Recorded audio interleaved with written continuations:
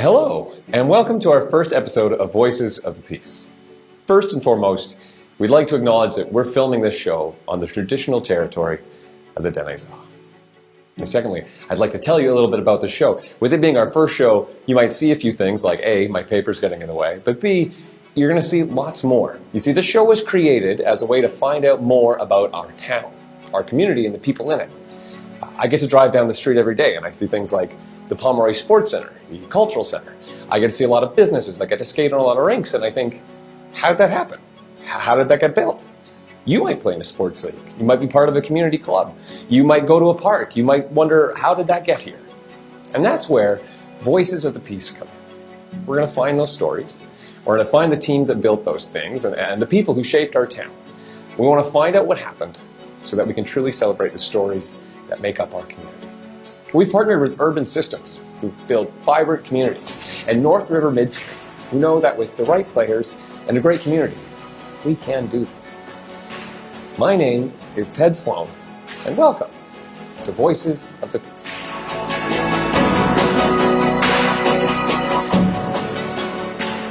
Our first guest today is someone that everybody just seems to know. He truly seems to be everywhere. And not only is he everywhere, he's there with a handshake. He shook my hand as I saw him today.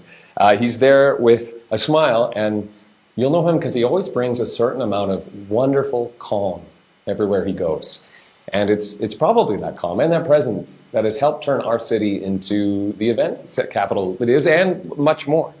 See, over the last 5, 10, 15 years or so, our city has seen things like the Northern BC Winter Games, the Allan Cup, the Koi Cup, the World Under-17 Hockey Challenge.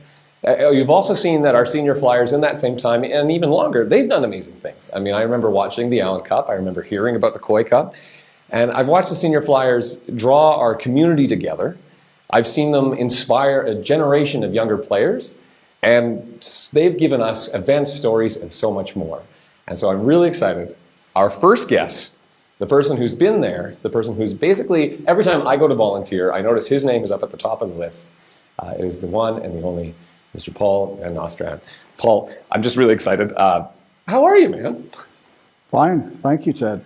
Glad to be here. Oh, I'm excited that you are here. I'm going to also let you know you're kind of a celebrity, so if I geek out, I apologize. My first question I wanted to ask, Paul, how did you get into volunteering? Because, yeah, when I mentioned that every time I sign up, I do see your name. Where did that come from? Well, it's probably a little bit in my DNA. When I was raised in Southern Ontario, my mom was involved in, coaching girls ball and also as a campaign manager for some political people, and I tagged along and pounded in signs and lawns and that sort of stuff. So it's probably, I come by it honestly. And then, when I came to Fort St. John in the mid-70s, I played lots of fastball and hockey, and, there were always work bees and tournaments, and so I would try and stick my hand up when the opportunity arose. So I was going to ask one of the questions because every time I've been in Fort St. John, I know that there's lots of people who volunteer, and that was one of the coolest things that being here. So no matter who you were, if someone needed help, someone would reach a hand, and we were always like that, or we do that. My question was going to be, you've been here just a few years more than I. Has the city always been like that?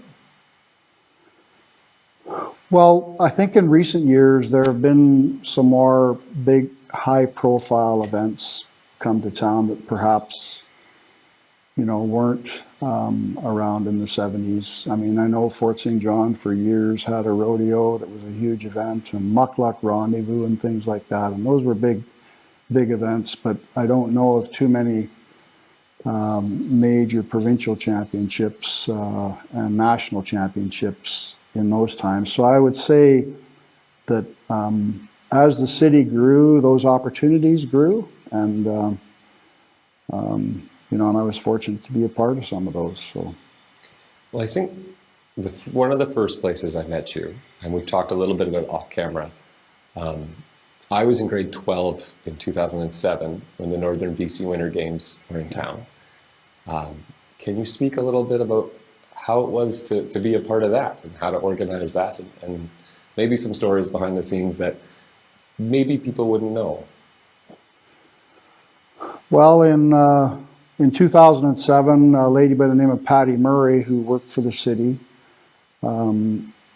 asked myself and Ben Mitchell-Banks, and I didn't know Ben Mitchell-Banks at the time.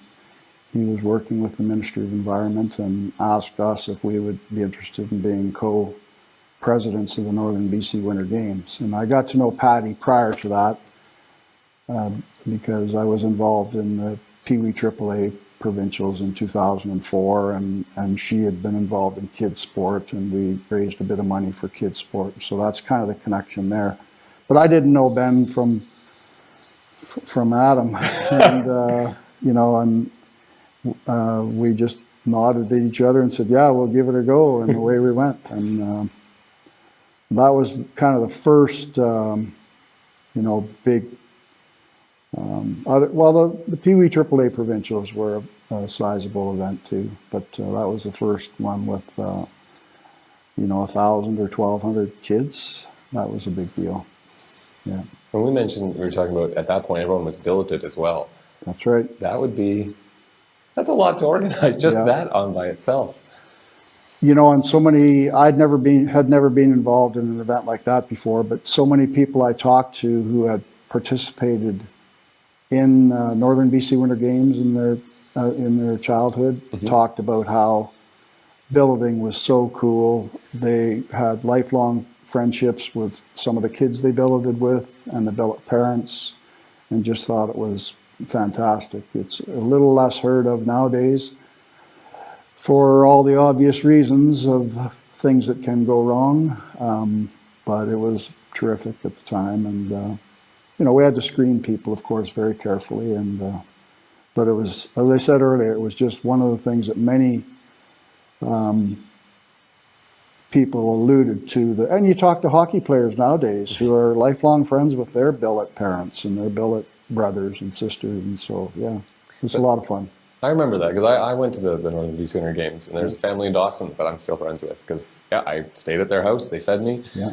I would have been late to a race had it not been for them. So I was curious about the games. So you're organizing this. Is this something else on top of your plate? Like, do you work full time and then, oh, by the way, you have this giant thing that you're organizing, or do you get time to organize that? Or how is that? Well, I was working full time, but thankfully I was working with CAN4 and in the Woodlands department there, and the job I had, I was kind of in my own world, so I could sneak away to meetings during the day if I needed to, but a lot of it happened in the evening as well. And then I would take some time off, some vacation time off during the games to be available the whole time. But and that's the same story with many volunteers. Most have jobs and do that on the side, so it's not unusual. So I think this town is really fun because you see people put in a ton of work at their job and they're really good at it, and then they just sign off and basically go to the second job of volunteering, and they have so much fun in it. I was part of the acting community, and a guy named Tony Atkins, who was a full-time principal, and then would come back and build a set until midnight, and then up at night and just go, yep, that's what we do. You must have met lots of people like that along. Like I said, you've been part of so many organizations. You must have also seen a lot of people who've done some terrific volunteering. Well, one of the things that is really memorable, I guess, is that so many people I met for the first time volunteering at the Northern BC Winter Games, for example. I didn't know Ben. I didn't know Karen Carlson, who's with the city now, and we've become friends since 2007, and many other people. Sean Serreris, I hadn't met Sean. And so we had about 15 or 18 committee members, and many of them were brand new to me. And and many of those have turned into solid friendships ever since, and some of those guys have moved away, but many are still around town. And so that's been a fun part of it, is the folks that you meet, brand new relationships. It's been good. I was going to ask, is a neat part, because you spent a number of years coaching and things. Is a neat part watching people grow up and you get to know them here in this awesome, in either a team or the BC Winter Games.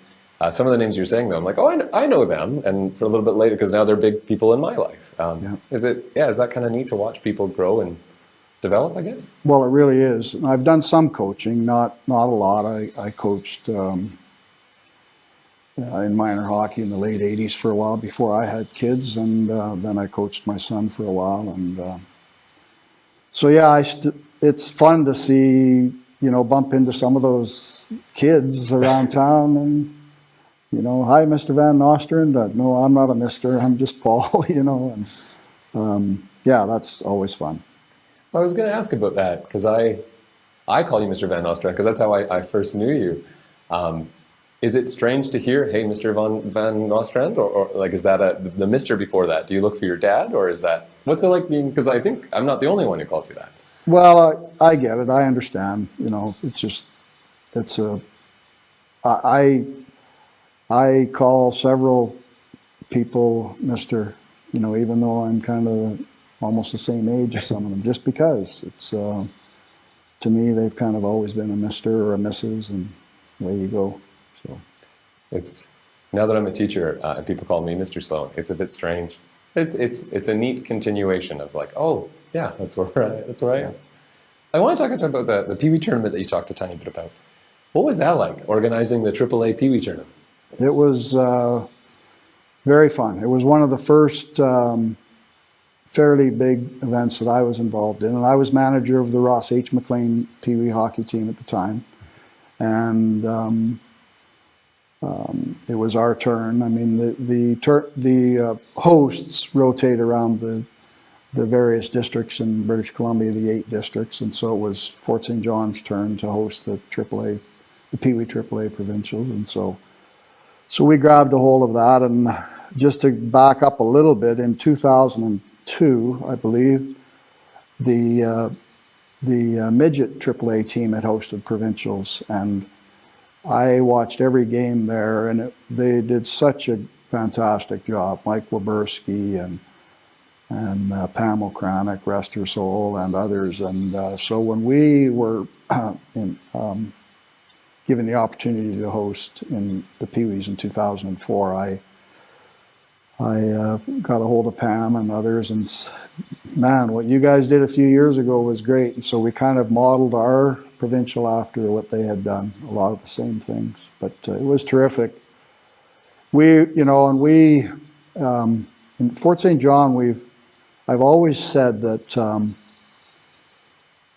we have often been able to do things that many small communities can't, because of the affluence here, because of the solid economy for the most part, the strong support of the business community, and for an example, in 2004, we raised $20,000 just easily. Myself and Kelly Gullickson was the co-chair, and from a couple of the sponsors who had helped the midgets 2 years before, so that was great. And so we were able to do some things that many communities couldn't. We put on a banquet at the curling rink for all of the players, all of the staff, and any parents and kids who were there prior to the tournament with their sons, free of charge. Wow. So lots of places can't do that. They don't have the funds to do that, and they have to charge a fee, or only restricted to the players and that kind of stuff. So we were able to put on a free banquet with roast beef and mashed potatoes and all the fixings for everybody who was there for that tournament. And that's kind of unheard of many other places. So it was exciting. We had 8 teams here. The final game was Burnaby Winter Club and North Shore Winter Club, went into overtime, with North Shore Winter Club winning 3-2. You've probably heard the name Landon Ferrero was here.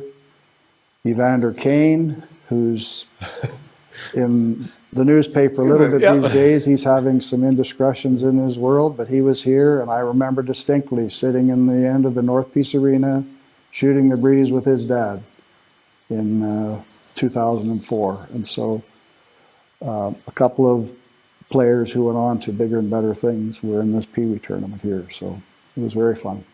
That's, well, I mean, when you organize that, like it's something I like about Fort St. John is we have big events. Like we have, I mean, we're going to talk about the U17s in a little bit. Something neat I find about this town is it's got big events, but it's a small enough place that you get to really talk to people and see that. When you're organizing the tournament, did you know, oh, some of these kids are going to go places? Did that factor in, or are you just like, this is the tournament, I'm going to organize it and just go one step at a time? Well, at the Pee Wee AAA level, that's when, players are being noticed. There's a bantam draft, so it's an age group higher, where players are actually drafted into Western Hockey League, and that's the major junior leagues. But at Pee Wee level, a lot of people are really taking notice of, the really good hockey players in the province. And there were several here for this tournament. And one other thing I want to mention too about Fort St. John, and the coach of the Kelowna team made a point of coming up and talking to me during the tournament. His name's Ken Andrusiak, and he said to me, a lot of our parents were kind of tired of hockey. This was in March, the tournament. And they were kind of tired of the season. It had been a long season. There'd been lots of tournaments, and they were debating about not going to the provincials in Fort St. John. It's way up north, and it's a long way, and we're pretty tired and stuff. And he said, you want to go to Fort St. John. He told his parents, you want to go to Fort St. John. Because he had been here 2 years before with his older son coaching the midget team.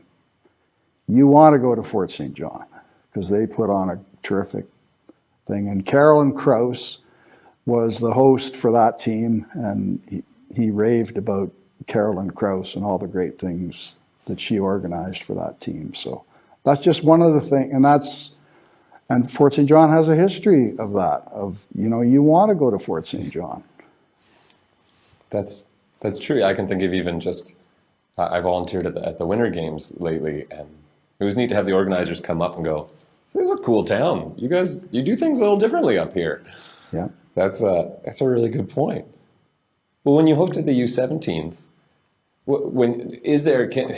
I think hockey, but you got the Pee Wees and the U17s. Was there similarity? Or did you draw back and go, okay, this is kind of like this, or was it like a whole new kettle of fish when you have the World Cup?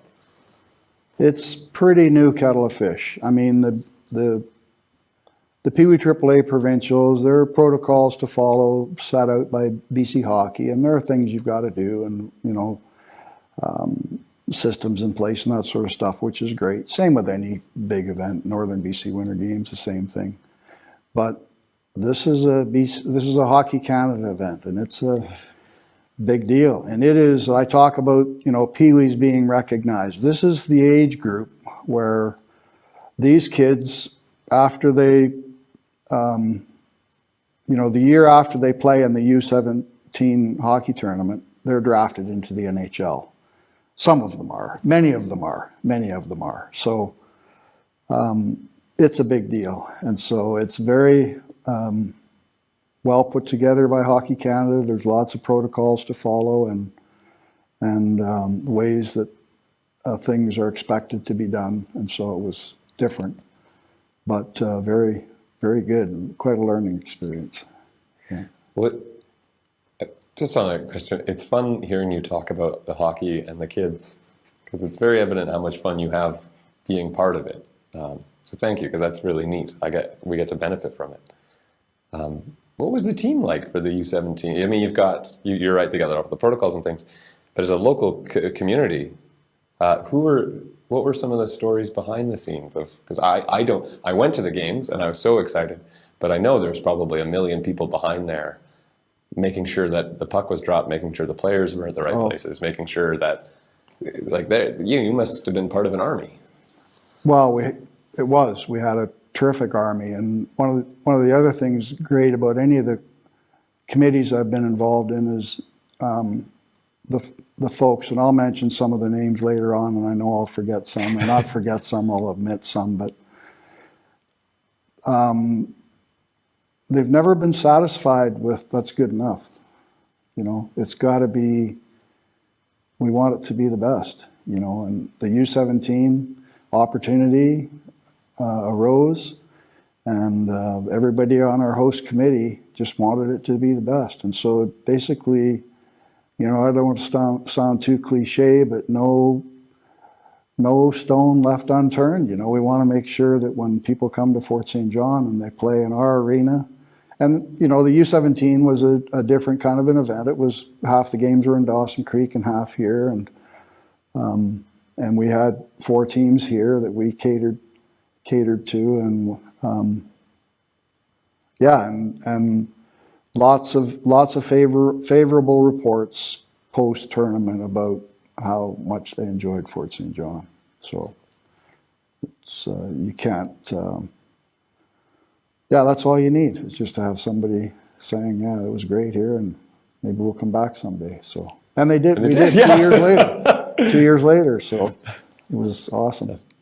I gotta guess, just hearing of all the things that all the teams that you've been part of, do your teams ever get nervous? Like, do you ever sit in the room and go, maybe this is too big, or is it kind of go, no, we got this? And I would ask, like, are there people that maybe you looked up to and you went, oh, if this person, like for me, honestly, if I see your name on something, I'm like, okay, Paul's here. Were there people that you were like, oh no, this person, were there people that you leaned on, or? Well, I'm more nervous here. You don't look at all. Than I am at at any of our U17 meetings, you know, because I came to know everybody and I knew everybody before. And I'll tell a little story about when it was first announced that Fort St. John was going to partner with Dawson Creek and host the U17.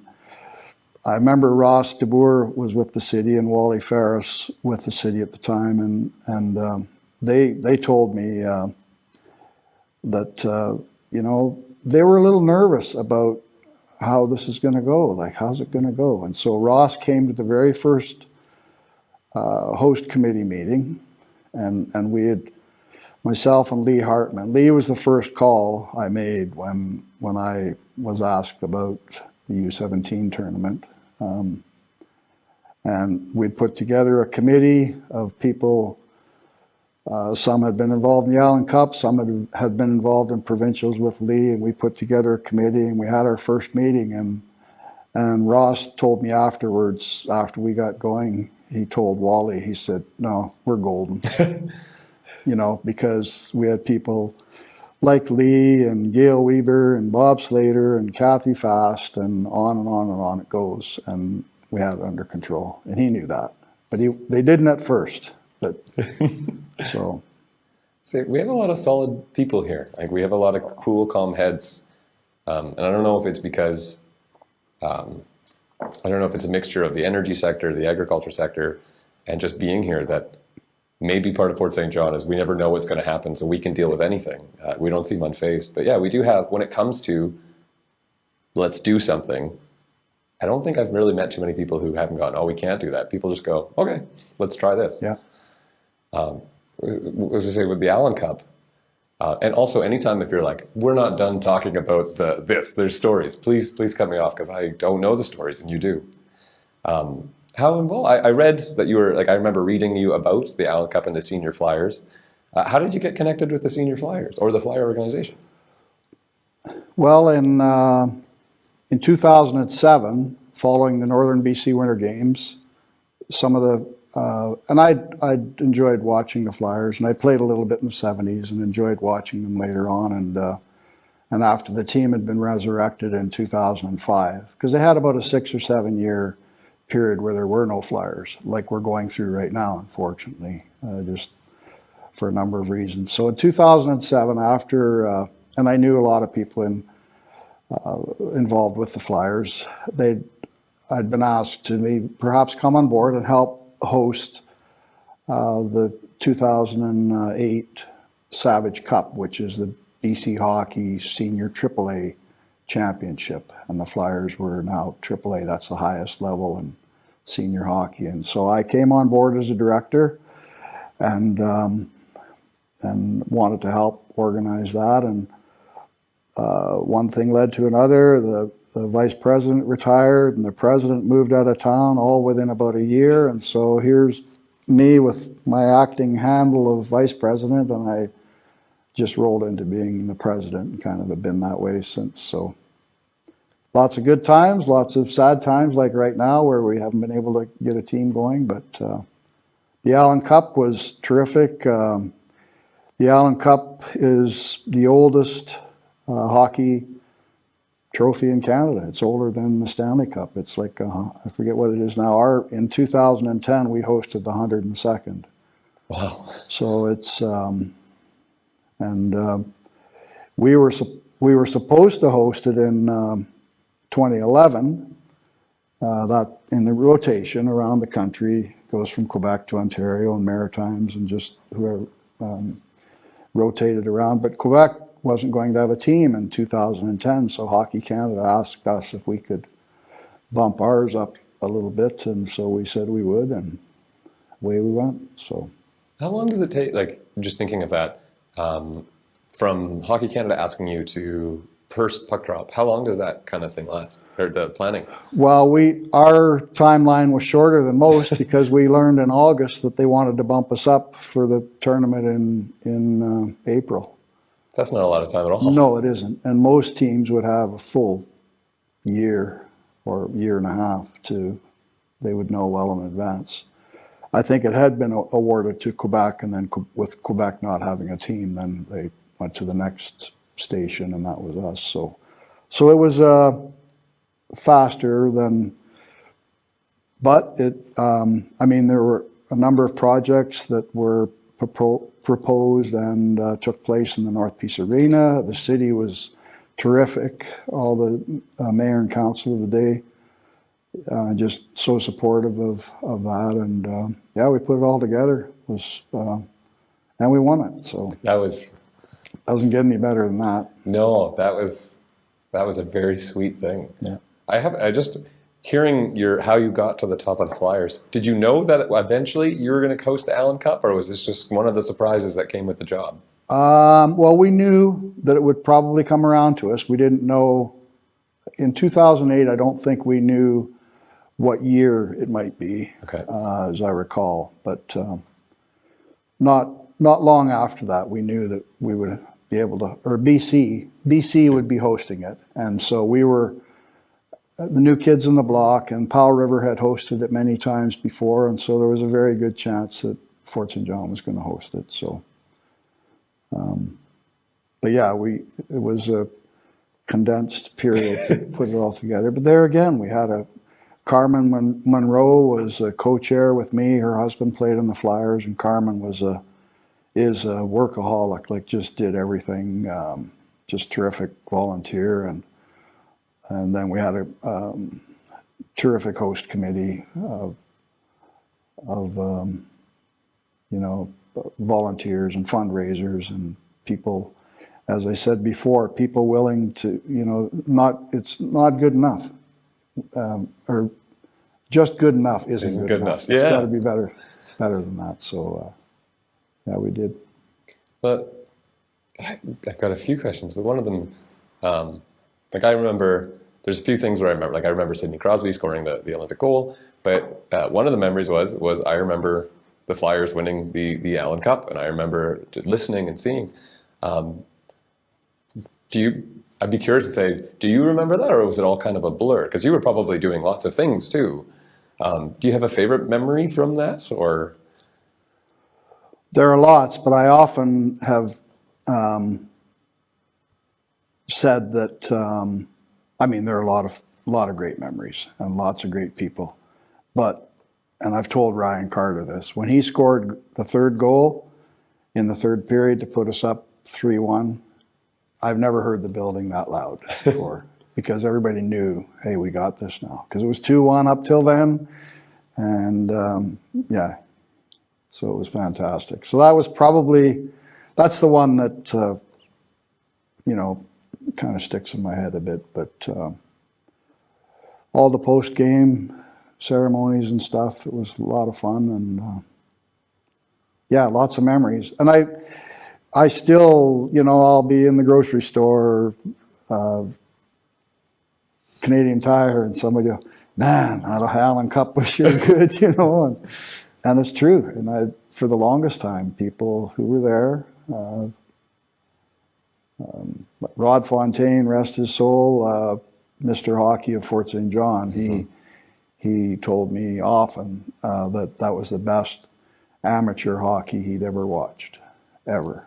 I mean, he'd watched lots of pro hockey and played some semi-pro, but the best amateur hockey he'd ever seen. So, junior, senior, whatever. So, and it was good. It was really good. One of the questions I'd asked you before on paper, do you have a favorite moment or a favorite thing of volunteering? Like I said, it's really fun hearing you talk about the stories and seeing them through your eyes. Yeah, is there a thing about volunteering that you enjoy the most? And that's a big question. You also could be like, I can think about that. You don't have to answer it right now. No, I mean, there are, in any event, you know, there are probably things that stick out in that event. Like, you know, you look at the Olympics and Sidney Crosby's golden goal. Well, everybody thinks about that. And I think about winning the Allan Cup and Ryan Carter's goal and the Pee Wee AAA finals and that sort of stuff. But to be honest, you know, when I think of people that I've met who I'm still good friends with, some long distance friendship because they've moved on. But people like Ben Mitchell-Banks, who I mentioned earlier, and Karen Carlson, who was on our 2007 Northern BC Winter Games, and Sean Serreris, and you know, I could name, and Gayle Weaver, and Mike Landucci, who's passed along, and people like that. You know, that's what's very cool, especially when you've been involved with a lot of those people. For example, in 2015, and then you go and do it again in 2017, and everybody looks across the table. How you doing? How you been the last 2 years? And here we go. So just the folks many of the folks I met just volunteering, you know, at the start, and those friendships have carried on. So yeah, special. Thank you. I was going to ask next about just meeting people and relationships that have gone on for a while. Because every once in a while you've talked about you playing sports and a little bit of hockey and a little ball. We talked earlier. What was the fast pitch scene like in Fort St. John? And you said you played a bit in the 90s. So fast pitch, we talked about, that's okay. Now that we're not talking on the phone, that's where you throw it underhand, but very, very quickly. Pretty quickly, yeah. Yeah. I hadn't known that you played. What position did you play? Well, I was second baseman mostly, but when I grew up in Ontario, I did some pitching and wasn't that good though. So. Well, it must be hard to throw a ball that fast, that accurate, that quick. Like that's gotta be a skill. Well, it is, and thankfully, well, my buddy Mike Lavender, who I came west with. He was a fantastic pitcher, and when we arrived here in the mid-'70s, fastball was a huge thing. Like everybody played hockey all winter and fastball all summer. A little bit of golf thrown in, but not very much. And I think there were 8 or 10 teams here in Fort St. John. Every little town had a team. So fast pitch softball, we always called it fastball. It was huge in the 70s, and but now there's very little men's fast pitch happening in Canada. There's some, and there is women's fast pitch softball. And I think there are opportunities for it to continue for a long time because kids from Canada can go to school in the United States and play fast pitch down there. So in fact, the Team Canada won the bronze in the Olympics in Tokyo. So, but as far as men's fast pitch, it's really, there isn't much of it happening nowadays. So it's unfortunate. I loved that game. It was great. I played about 20 years here. Oh, I was gonna ask. You said every town had a team. Oh yeah. Sounds like you did lots of traveling and lots of playing. In the mid-70s, there were a few years we played 80 ball games in the summer. Wow. So there would be 20 league games, 25 league games perhaps, maybe even a few more, and we were in tournaments just about every weekend. I played in the Klondike Days Senior A tournament in Edmonton one year. Our team went down there. We played provincials in Lethbridge and Brooks, Alberta. Went to tournaments in Prince George and Kelowna and Kamloops, all over the place. So we played around 80 games a couple of years there in the mid-70s. So I had no idea that was... So you work 5 days a week, and then you play ball at night, and you go in a tournament in the weekend. So. And Fort St. John always had a big tournament. Totem Days was the the most popular one, probably in June. Totem Days tournament. What is Totem Days? Well, it's gone now, but at the time it was, there was fastball tournament, there were outhouse races. And I've heard of these. There you go. You'll have to talk to, Terry Townsend would be a good guy to talk to about the outhouse races. They had the World Championship outhouse races in Fort St. John, so I don't know anything about it. I didn't have anything to do with organizing. I was never in it. Okay. But I watched it quite a few times. The Totem Days was it was like Muckluck Rendezvous. Muckluck Rendezvous in the winter, there were dog sled races and usually a hockey tournament or two thrown in there and other wintry things. Some skiing going on in Taylor at Big Bam Ski Hill and that sort of stuff. So that's what Totem Days were. So there's lots there. I wanted to, because just off camera we mentioned Big Bam Ski Hill. I didn't know that Bam actually refers to a tree. Yeah. We talked about the 2007 Northern BC Winter Games, and you had kind of dropped a hint saying, well, I was actually part of the 1984 BC Winter Games, because I didn't know that you worked as a logger. So may I ask about the story of you and the trees at Big Bam Ski Hill? Well, I wasn't too much a part of the 1984 BC Winter Games, but I was asked by one of the organizers, Gayle Alexander, who worked for the Ministry of Forests, and I was a faller at the time, hand-falling trees in the bush, and he asked me if I would come down to the Big Bam Ski Hill and knock down a bunch of the Big Bam trees, because many of them were dead, the tops were rotten, and they were really worried about the liability of a limb falling off and hurting someone at the 1984 BC Winter Games. So I went down there, and BAM trees are huge. They're like 4 feet across, many of them. Jeez. And so my buddy Mike Lavender, who I mentioned earlier, the Big Bam Ski Hill had a small crawler tractor down there with a bucket. And so Mike acted as my wedge to kind of help guide these trees in the direction that we wanted, because they were so big and so rotten that you couldn't really pound wedges in to get them to go in the right direction. So we fell about, I would say, 15 of those big trees down there.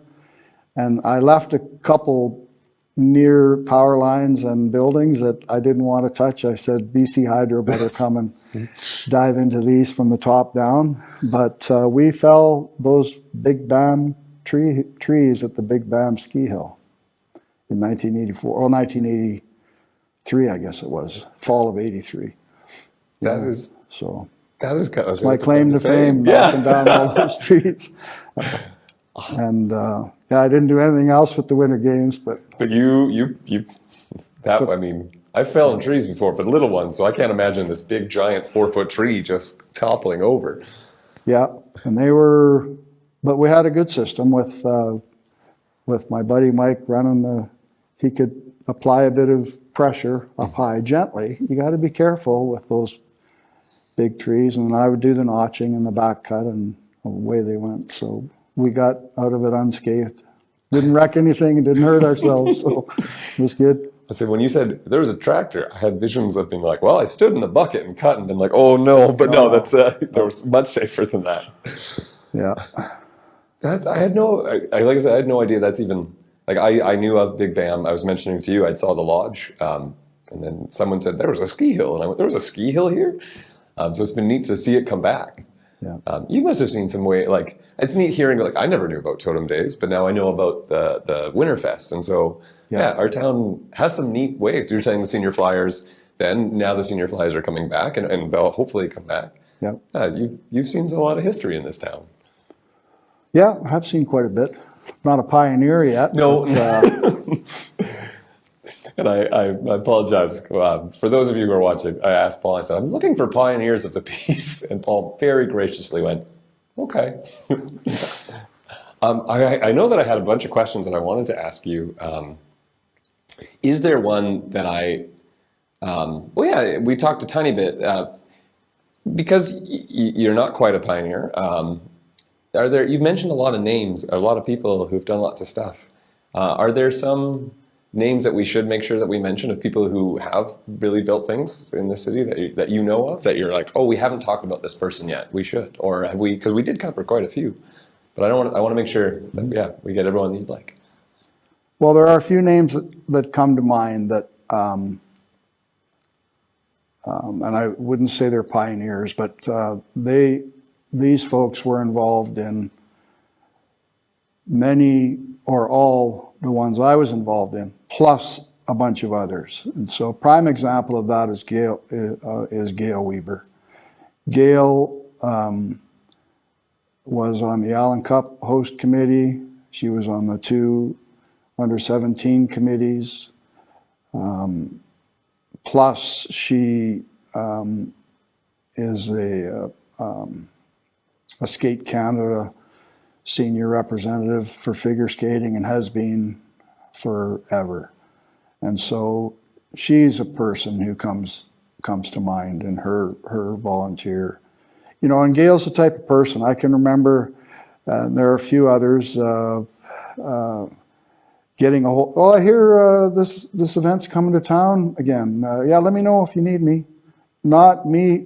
I guess they knew full well that I was going to be calling them, but they beat me to the punch. And Greg Hammond is another one. Like, he was a medical director for the Allan Cup and the under-17s, and he, you know, as soon as there's an inkling that something's going to be going on, he got a hold of me. And so, but Gayle Weaver, Mike Landucci, who's passed on 5 years ago now.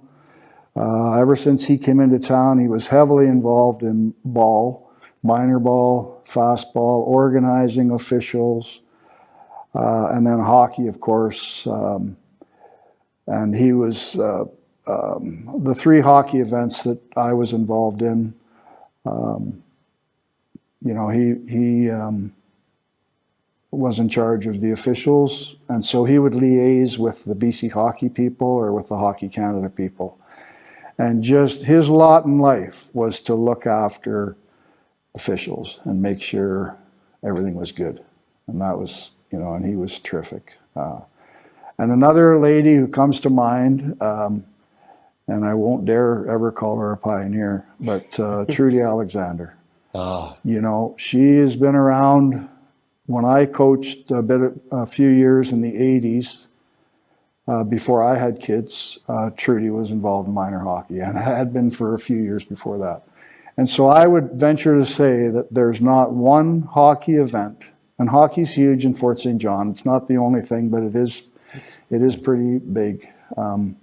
I would venture to say that Trudy has been involved in one way or another in every hockey event in Fort St. John since early 80s, I would say probably 35 years. Not one that she hasn't been involved in one So you look, and plus she's also volunteered, just as a volunteer for the Allan Cup, not as a hockey representative or something, but selling 50-50 tickets, So those three people, Gayle, Mike, and Trudy, really come to mind as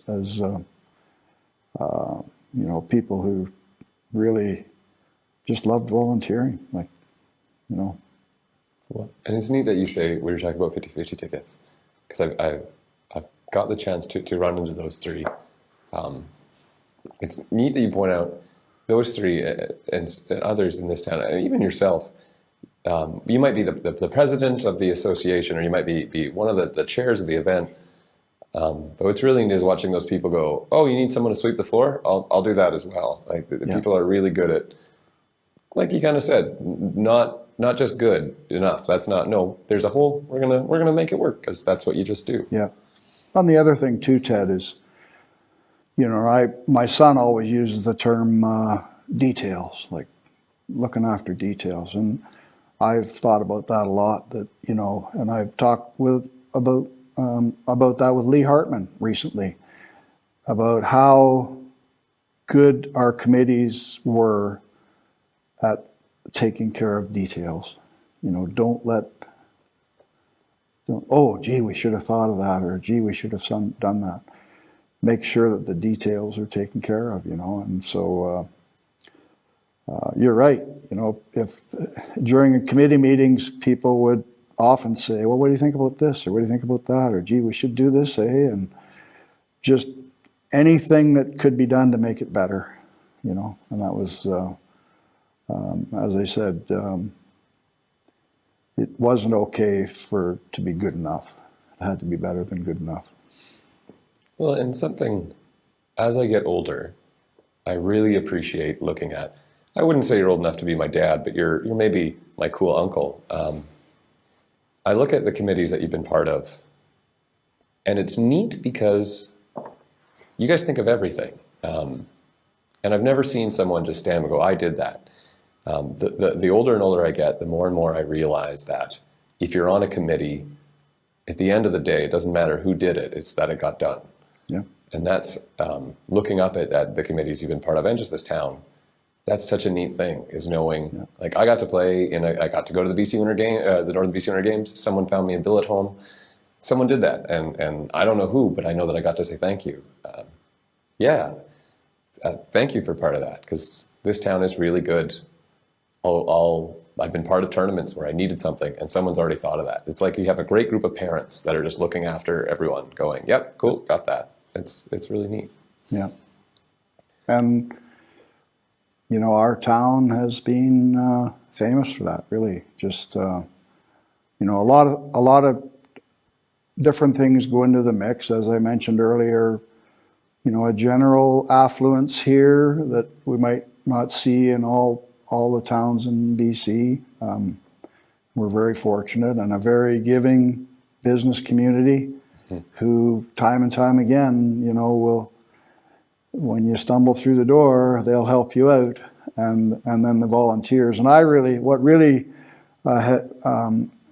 became apparent to me and Lee Hartman during the U17 tournaments was how many of the volunteers are seniors. The vast majority of volunteers are seniors. And it hadn't really occurred to me until after the 2015 event was done. And then when the 2017 event came along, we said with our legacy money, we were going to benefit the seniors the second time around and catch up, because we hadn't dedicated any legacy money to the seniors, and we did in 2017 to the North Peace Seniors Housing, because the vast majority of our volunteers were seniors. And so we needed to recognize that, and we did. And it's apparent, it's true. It's if you look at any event, a lot of them are old pioneers. Like I'm going to look out for that, because now you say that. Yeah, that's true. It was really apparent in for the U17 tournaments, both here and in Dawson Creek. Lots of seniors, security, ushers, selling 50-50 tickets, you name it. Well, I remember, now that you say that, so I was during the BC Winter Games, I was part of the night shifts of the places the athletes were staying. And I was always with an older gentleman or lady. And they're the best because, A, they just they know what to do. And B, the stories they pull out of places. Yeah. Thank you for bringing that to light, because now that you say that, I really hadn't thought about how our seniors are really great at giving back. Oh, and they keep giving. I mean, they're retired. They don't have to do that. Yeah. They are, far and away the greatest number and the best volunteers are our seniors in Fort St. John. And that's really apparent. Maybe not in the 70s. I don't know. I didn't pay that much attention to it in the 70s. Just kind of went to a work bee, but in the 2000s, seniors. Thank you for highlighting that. You're welcome. That's the kind of thing that we wanted to build this podcast for, this video podcast, is to go, hey, that thing you got to do, it's because someone did it. And so, we're shining a light. Thanks. I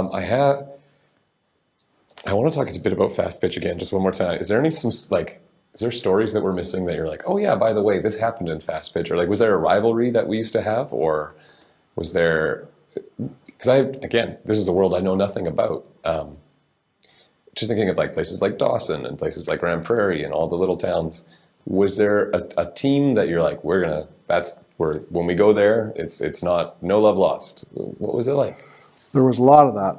Yeah. A lot of that. We had a rivalry, with Dawson Creek somewhat, because because it's Dawson Creek. Yep. Right? But our greatest rivalry on the teams I played on, in the 70s especially, were teams from Grand Prairie. And they had some very good fastball teams, and we were arch rivals with them. And if we could beat the one team in particular, the Doug Lewis Bulldogs, they were national senior B champions and Alberta champions. And so whenever we had the opportunity to bump them off or try and bump them off, we did. So there was quite a rivalry for at least half a dozen years with them. Yeah. And in town, it was, you knew everybody you were playing against in town, and there were, 8 to 10 teams in the mid 70s in town, and sizable crowds at Kim Park.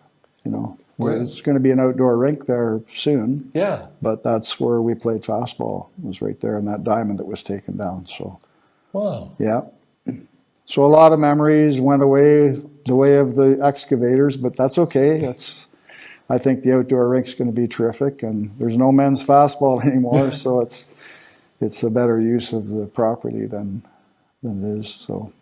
What a neat, because I was going to ask where you played, because I don't know how long Kin Park has been there, but that'd be kind of neat walking, you must, when you walk in Kin Park, go, I used to play here. This is what I used to hit the ball that far.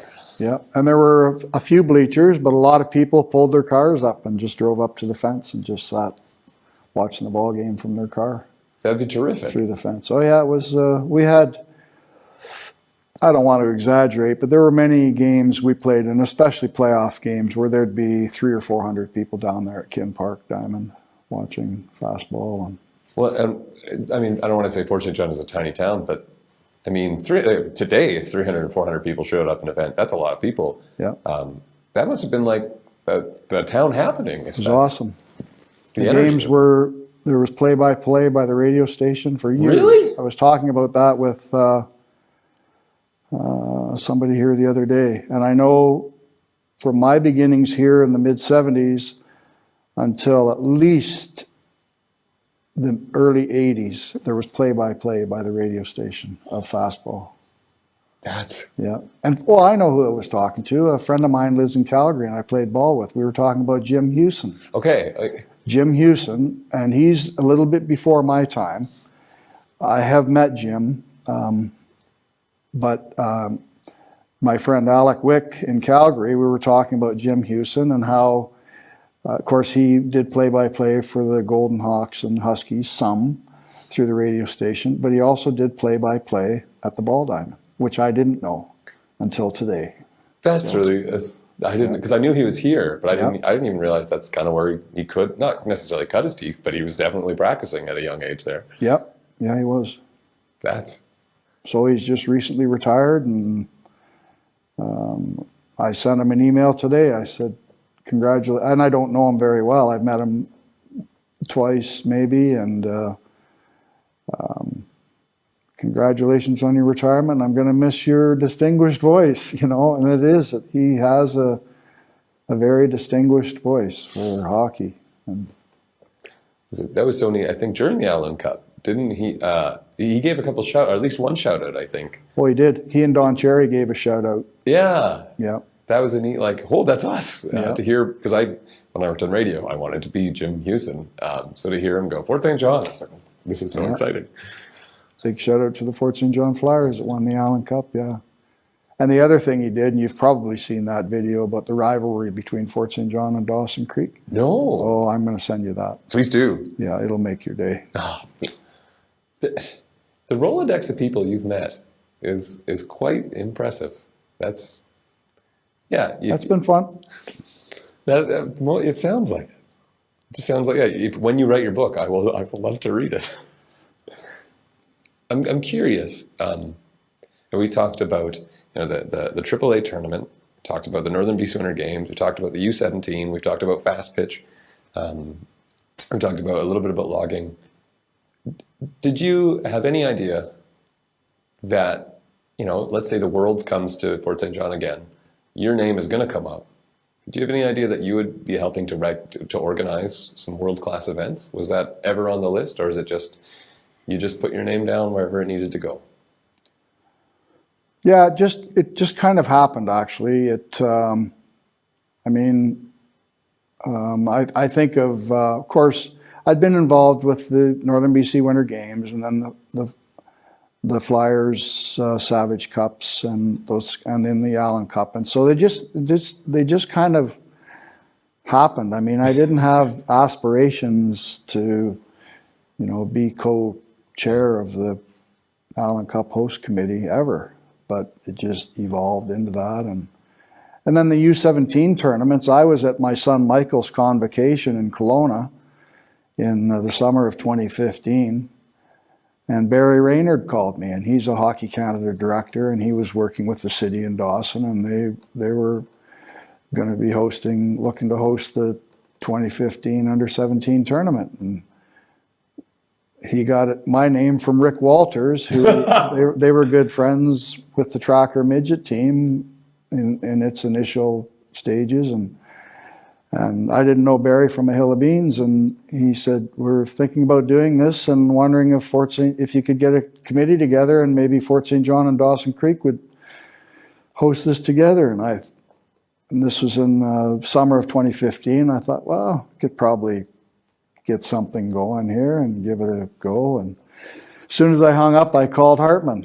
I called Lee Hartman, and what do you think, Lee? And of course, he's a hockey nut, and he was all over it. And he was general manager of the Flyers. Is general manager of the Flyers.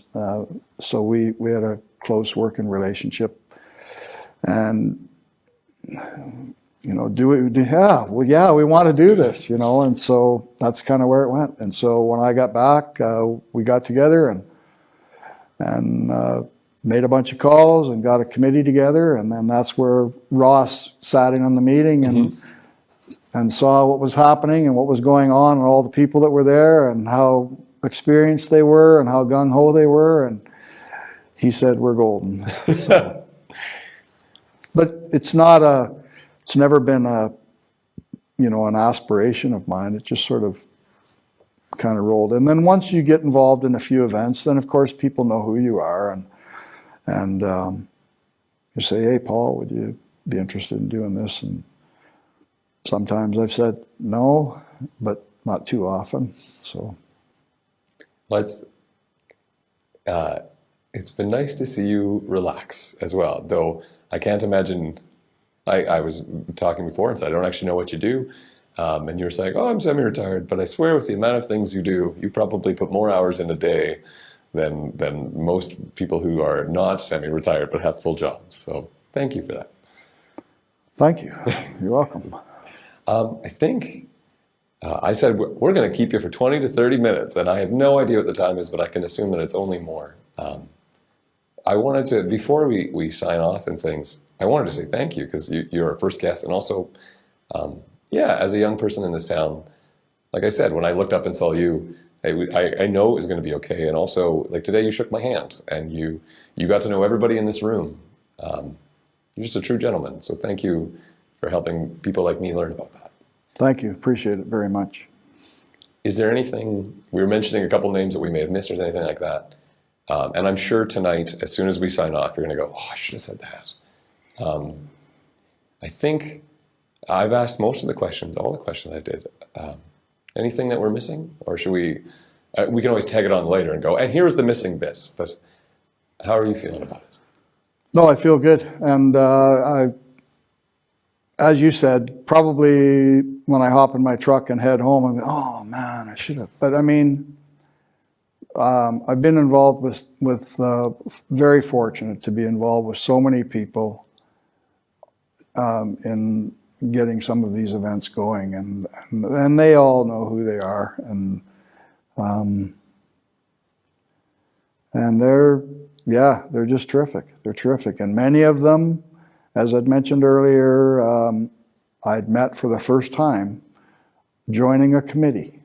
Later on, the U17s and that type of stuff, I knew pretty much everybody. There weren't any new faces. But early on in 2007, Northern BC Winter Games, lots of new faces that I've come to be close friends with since that time. So I know I'll wish I would have said somebody else's name, but I won't, because there's too many. There's too many. But some of the key ones I've tried to mention anyway, and they've been terrific for the community, just. Well, it's kind of neat because some of the names you said, I know I'm going to go call and go, so I was talking to Paul, and he says that you have some stories about this. So in one way, it'll be fun because you've helped the dominoes fall here, here, and here. So thank you. Thank you very much. Thank you. And that's kind of our first episode. Keep watching. Big thank you to everyone who's tuned in. We'll see you next time.